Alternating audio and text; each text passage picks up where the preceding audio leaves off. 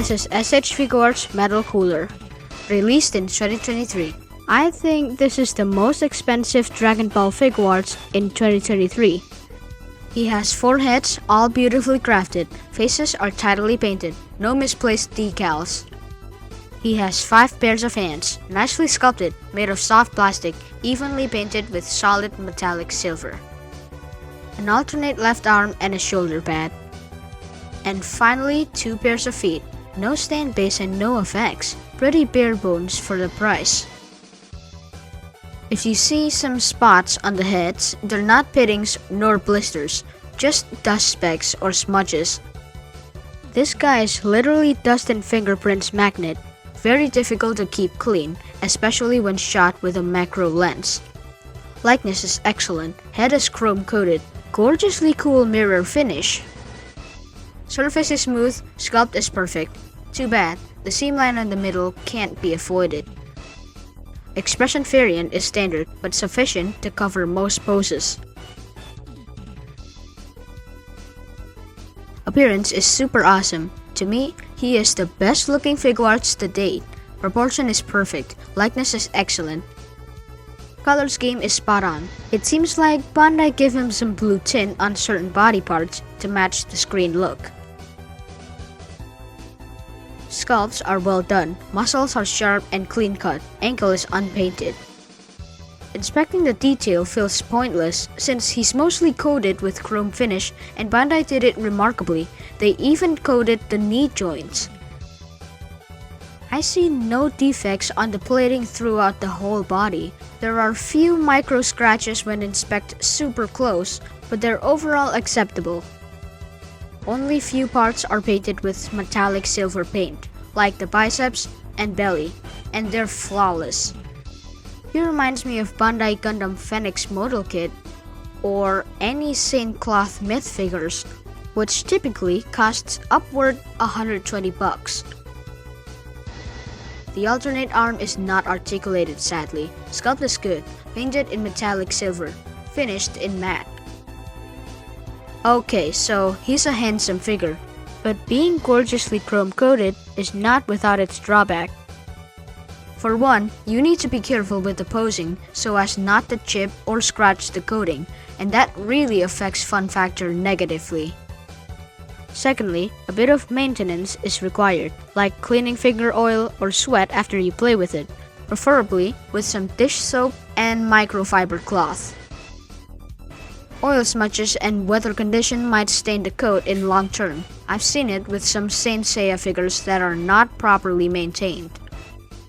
Wiping him without proper cloth might also cause micro scratches on the surface, making it dull. That said, I'm not sure if building an army of him is a good idea, since taking care of one is such a hassle.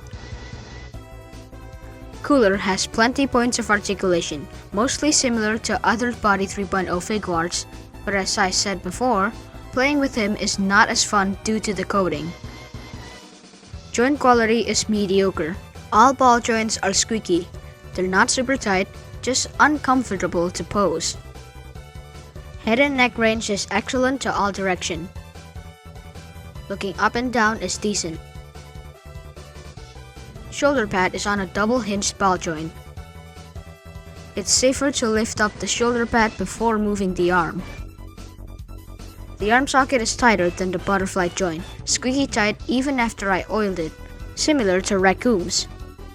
Butterfly joint is nicely sculpted, range is limited.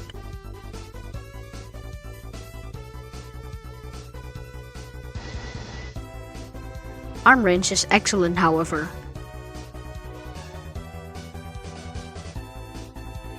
Sideways range is excellent. Shoulder pad hinge will be out of the delts. Design is good so far, just uncomfortable to move, squeaky tight.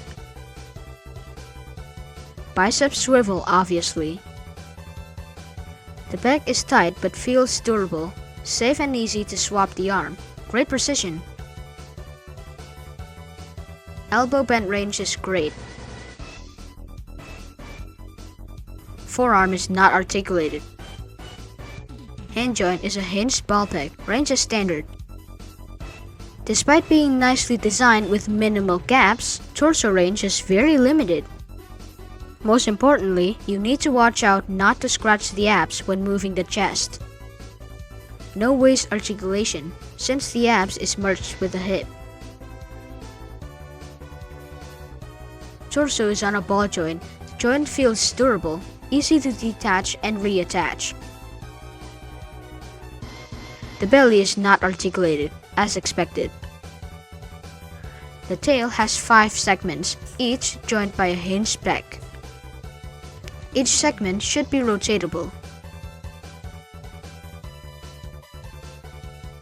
Tail hinge is not rotatable, however, since it has a notch.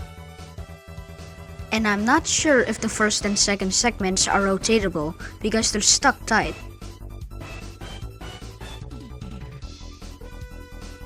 Thigh range is acceptable, goes forward 90 degrees. Great sideways range. You're doing a nice job keeping tight clearance, but you need to watch out when moving the leg so the thigh wouldn't bump the hip. Thigh swivels. Again, you need to watch out due to the tight clearance. Knee bend range is great. Joint is nicely tight, not squeaky. No calf articulation. Feet range is poor. They're easy to detach. The bright side is, feet swapping is convenient. Metal cooler is very light at only 64 grams including tail. Feels a lot like a model kit in a hand. Scale looks fine. He's as tall as Goku.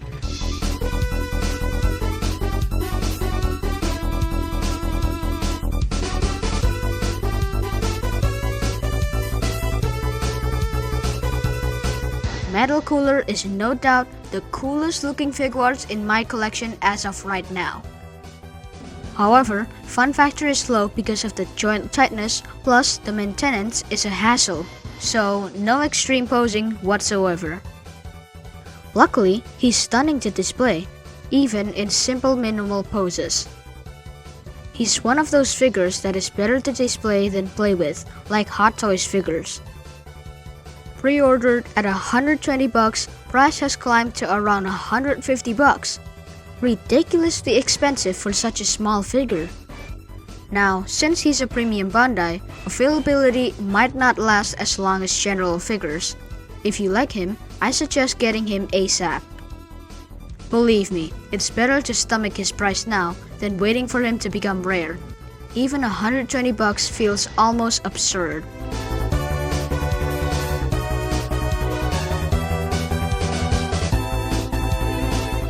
If you like this video, don't forget to like and subscribe for more videos. Thanks for watching. See you next time.